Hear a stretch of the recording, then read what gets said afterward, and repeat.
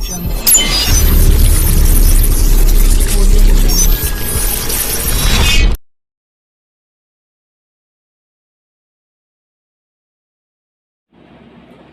علیکم ویور، میں ہوں ڈاکٹر بلال عمرانہ اور آپ لوگ دیکھ رہے ہیں handsome mind T V channel. اور آج ہم بات کریں گے کہ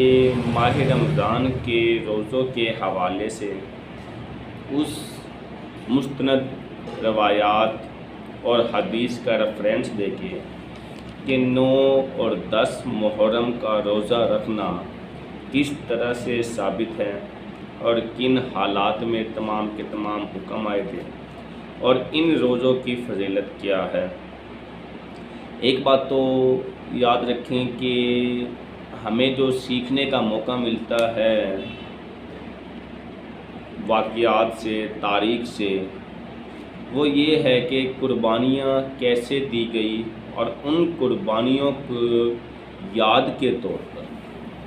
ہم کیسے اور کون سا عمل سر انجام دے سکتے ہیں۔ حضرت امام حسین، شہدائے کربلا، 72 معصومین جنہوں نے بھوکے پیاسے رہ کر اپنی جان کی قربانی دی اور اسلام کو زندہ رکھا، تو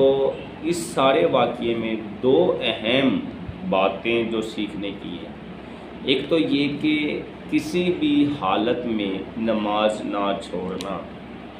اور دوسرا یہ کہ بھوکے پیاسے رہنے کی کنڈیشن۔ اب بعد میں آنے والے لوگ اس محبت کو کیسے دکھا سکتے ہیں کہ اگر وہ لوگ نماز کو کسی حالت میں نہ چھوڑیں تو یہ علامت ہے اس چیز کی کہ وہ حضرت امام حسین اور باقی معصومین سے محبت رکھتے ہیں۔ اور دوسری چیز جو اہم بتانے کی ہے وہ یہ ہے کہ بھوکے پیاسے رہنا، دوسروں کا خیال رکھنا اور اللہ رب العزت کی ذات کے حکم کو ماننا۔ اب اگر ہم اس عاشورہ کے دن یا 9 اور 10 محرم کو ایسے کہہ لیں، اگر ہم روزے رکھتے ہیں نسبت سے تو اس کے بہت سارے فضائل ہیں۔ مثلا حضرت ابو ہریرہ رضی اللہ تعالیٰ عنہ سے روایت ہے کہ نبی کریم صلی اللہ علیہ وسلم نے فرمایا،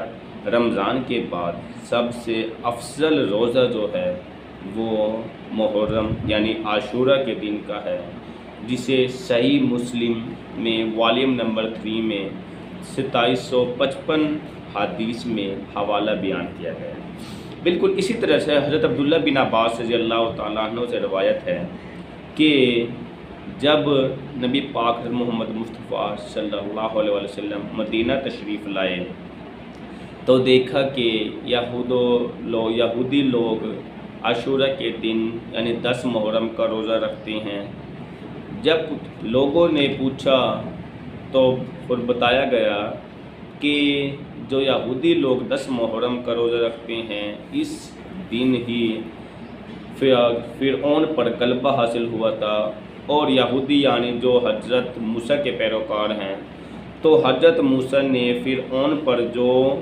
غلبہ حاصل کیا تھا وہ بھی 10 محرم کا ہوا تھا۔ تو اس محبت اور عقیدت، چونکہ وہ لوگ زیادہ قریب تھے حضرت موسیٰ کے، تو اس محبت کی وجہ سے ہی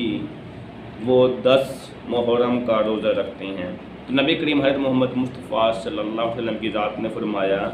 کہ ہم حضرت موسیٰ سے زیادہ قریب ہیں اور ہم ہی حضرت موسیٰ سے سب سے زیادہ دوست بھی ہیں، تو آج سے ہم بھی 10 محرم کا یعنی عاشورہ کے دن کا روزہ رکھیں گے، جو کہ والیوم نمبر 3 صحیح مسلم 2656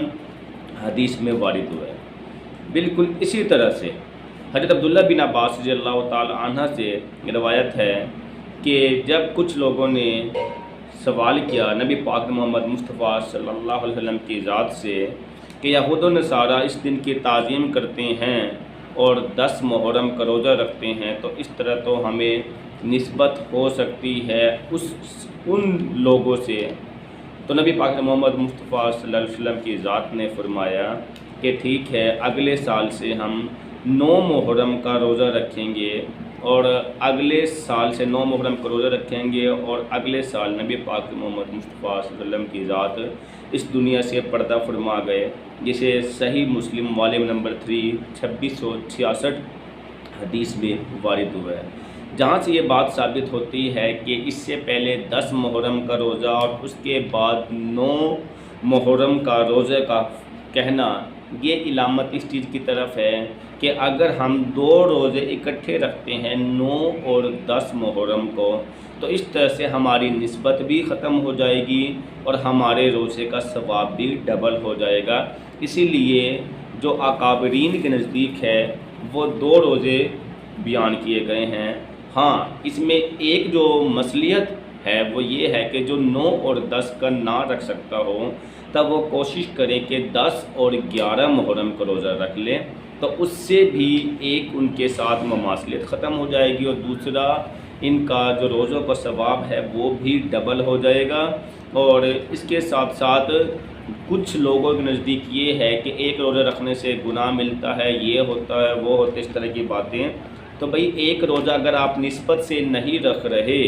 اور آپ رکھ ہی ایک روزہ سکے ہیں کہ اگلے دن آپ کی آنکھ نہیں کھلی یا اگلے دن کوئی اور اس طرح کی یا آپ کی طبیعت ٹھیک نہیں تھی یا آپ کسی بھی وجہ سے نہیں رکھ سکے، تو اس پر گناہ نہیں ہے، کیونکہ دین میں سب سے اہم چیز آپ کی انٹینشن ہے۔